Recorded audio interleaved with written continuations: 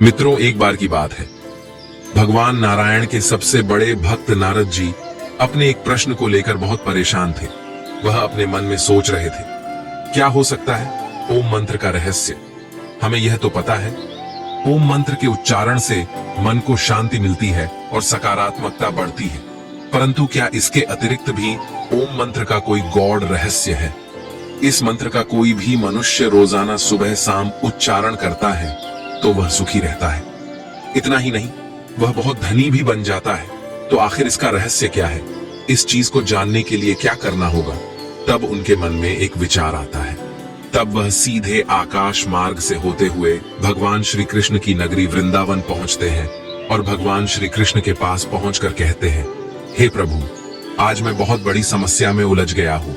मुझे कुछ समझ नहीं आ रहा है, मैं क्या करूं। तब श्री कृष्ण कहते हैं, हे नारद जी, आपकी वह कौन सी समस्या है जिसमें आप बहुत ही ज्यादा उलझ गए हो।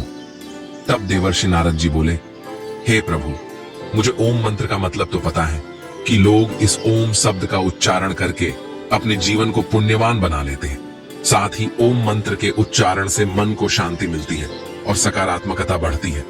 लेकिन मुझे इस बात का ज्ञान नहीं है कि साथ ही साथ वह इस मंत्र के उच्चारण से इतने अमीर कैसे होते जा रहे हैं।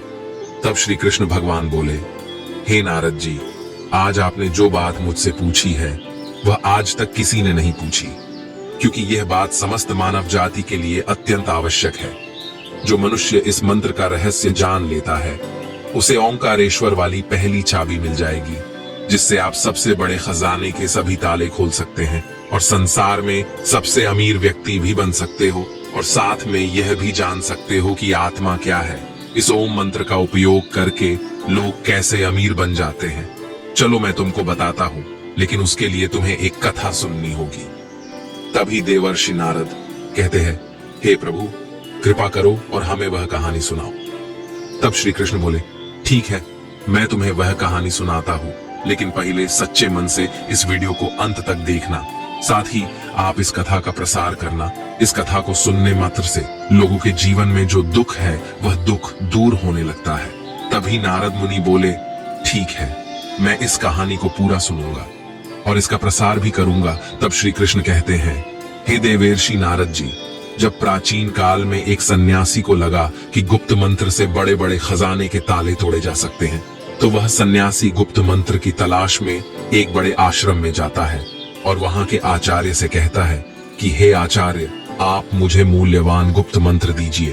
तब आचार्य ने कहा कि मैं तुम्हें गुप्त मंत्र तो दूंगा, लेकिन बदले में तुम्हें सालों तक यहाँ रहकर सेवा करनी होगी। वह सन्यासी कहता है, ठीक है, मुझे मंजूर है। सन्यासी ने सेवा करते करते सालों बिता दिए। एक दिन सन्यासी आचार्य के पास गया और बोला कि अब तो वह गुप्त मंत्र मुझे दे दीजिए। तो आचार्य ने कहा कि ठीक है, मैं तुम्हें वह मंत्र देता हूँ, लेकिन वह मंत्र मैं तुम्हारे कान में वह गुप्त मंत्र कहूंगा। सन्यासी नजदीक गया तो आचार्य ने ओम मंत्र दिया। सन्यासी खुश हो गया। उसे लगा कि चलो, अब मुझे मंत्र मिल गया है, अब मैं अपनी सारी गरीबी दूर कर लूंगा, मैं खजाना ढूंढूंगा और खजाना मिलते ही अमीर बन जाऊंगा। तब वह सन्यासी आचार्य के आश्रम से वह चला आया और ओम मंत्र का जाप करने लगा, लेकिन कोई धन की प्राप्ति नहीं हुई। तो उसे संदेह हुआ कि आचार्य ने उसके साथ धोखा किया है। एक दिन वह जब बाहर निकला तो एक माँ अपने बेटे को बुला रही थी कि ओम बेटे यहाँ आवो। तो सन्यासी चौंक गया, क्योंकि यहाँ तो किसी के बेटे का नाम ही ओम था। जब वह और आगे गया तो कुछ ब्राह्मणों को देखा जो हरि ओम बोल रहे थे। तब सन्यासी ने कहा, अच्छा, यहाँ भी ओम बोला जा रहा है। सन्यासी रास्ते में और आगे बढ़ा तो कुछ विद्यार्थियों को ओम शांति बोलते हुए सुना। तो सन्यासी कहने लगा, कहीं आगे ओम बोला जा रहा है तो कहीं वाक्य के पीछे ओम बोला जा रहा है। इस ओम मंत्र को तो सभी जानते हैं, तो यह ओम का मंत्र कैसे गुप्त मंत्र हो सकता है। निश्चित ही मेरे साथ धोखा हुआ है। फिर वह अपने आचार्य के पास गया और कहने लगा, आचार्य, आपने मुझे यह कैसा मंत्र दिया है, इसे तो हर कोई जानता है, तो फिर यह कैसे गुप्त मंत्र हो सकता है। आप मुझे कोई दूसरा गुप्त मंत्र दीजिए जिससे मुझे खजाने की प्राप्ति हो। आचार्य बोले, ठीक है, मैं तुम्हें दूसरा गुप्त मंत्र दूंगा, लेकिन तुम्हें मेरा एक काम करना होगा। आचार्य भीतर जाकर एक पत्थर लेकर आए और सन्यासी से बोले, ये लो सन्यासी, इसे बाजार में ले जाओ और इसका मूल्य जान करके आओ। और हां, याद रहे, इस पत्थर को बेचना नहीं है। सन्यासी पत्थर को लेकर बाजार में गया और सब्जी वाले को दिखाया। सब्जी वाला बोला, ये तो मेरे बांट के बराबर है, मैं उसके बदले में तुम्हें सिर्फ बैंगन के सिवाय कुछ नहीं दे सकता। सन्यासी उस पत्थर को लेकर फिर कपड़े वाले के पास गया तो कपड़े वाला बोला, क्या हमें उल्लू समझा है?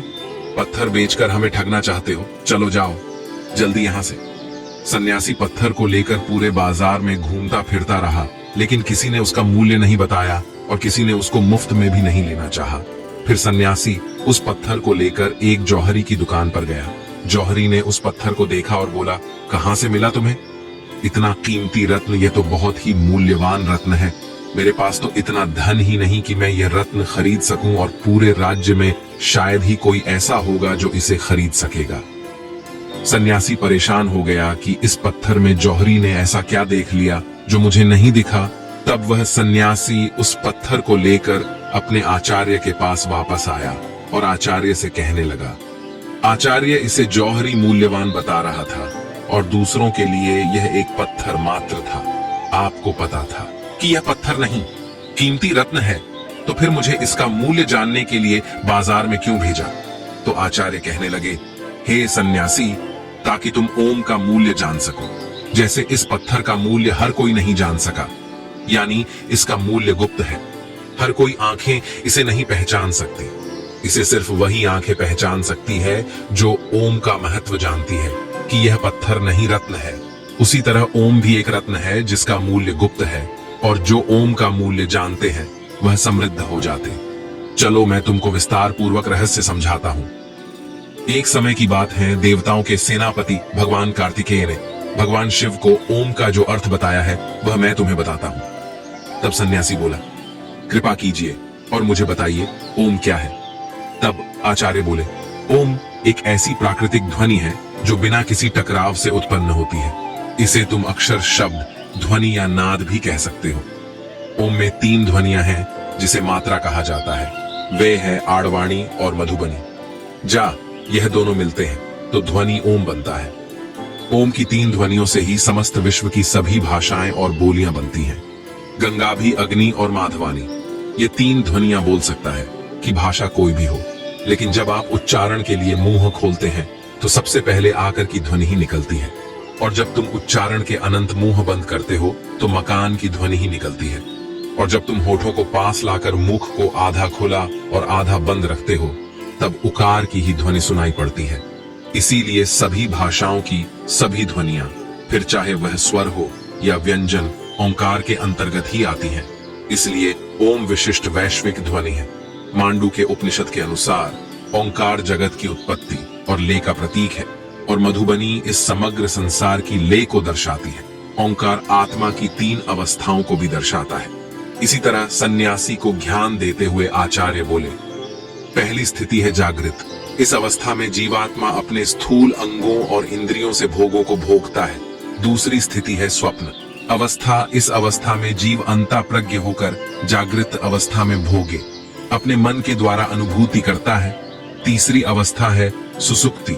इस स्थिति में जीवात्मा आनंदमय ज्ञान स्वरूप हो जाती है और ज्ञान से परमानंद को प्राप्त करती है। और यह तीनों अवस्थाएं जब हो जाती है तो इस अवस्था में आने के बाद आत्मा अद्वैत शिव ही शिव रह जाती है। अब उस जीव जगत और ब्रह्म के भेद का प्रपंच नहीं रहता और उसे अनाहत नाद ओम सुनाई देता है। आचार्य आगे कहते हैं, अनाथ का कौन है इस जगत में? शिव है, जो इस जगत के रूप में अपना विस्तार कर रहे हैं। शिव ही अपने पुत्र के रूप में जन्म लेते हैं और शिव ही मेरे माता पिता के रूप में जन्म लेते हैं। इस संसार में केवल शिव ही है। शिव के सिवाय कोई नहीं। बोलने वाला भी शिव ही है और सुनने वाला भी शिव ही है। सांप बनकर शिव ही अपने आप को डसने जा रहे और शिव ही उस सांप से बचने के लिए दौड़ रहे हैं। इस ओम के रहस्य को जान लेने के बाद सोना, चांदी, रुपए, पैसे सब मिट्टी लगने लगता है, क्योंकि यह सब भौतिक पदार्थ वास्तव में शिव का स्थूल रूप है। आगे सन्यासी कहता है, मैं तो इतना अमीर हूं कि यह घर, यह जमीन, यह पृथ्वी, यह तारामंडल ही नहीं, पूरा ब्रह्मांड ही मेरा है। और ऐसे कितने ब्रह्मांड होंगे जो मेरे शिव के अंग हैं।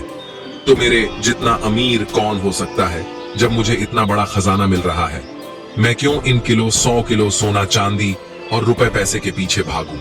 साथ ही आचार्य सन्यासी को कहता है, इस खजाने को अपना समझने के लिए मैंने 3 नंबर की चाबी दी है। अब मैं तुम्हें वह बताता हूँ मूल नैसर्गिक ध्वनियां। 3 है आड़वाणी और मधुबनी नैसर्गिक रंग। 3 है लाल पीला और नीला प्रकृति के मूल लक्षण।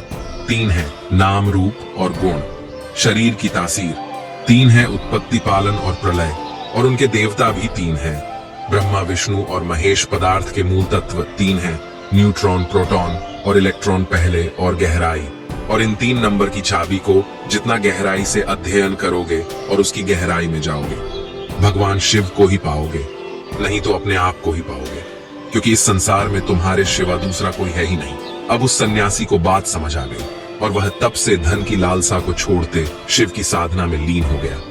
तब श्री कृष्ण बोले, हे देवर्षि, अब तो आप समझ गए होंगे कि आखिर कैसे कोई भी ओम मंत्र का उपयोग करके धनी बनते जा रहा है। तब देवर्षि नारद कहते हैं, जी प्रभु, मुझे मेरे प्रश्न का उत्तर मिल चुका है और मैं अच्छे से समझ गया हूं। तभी श्री कृष्ण कहते हैं, ओम सनातन धर्म का प्रतीक है और यह शिव का भी प्रतीक है। ओम एक ऐसी ध्वनि या मंत्र है जो अनगिनत रहस्य को अपने अंदर समेटे हुए है।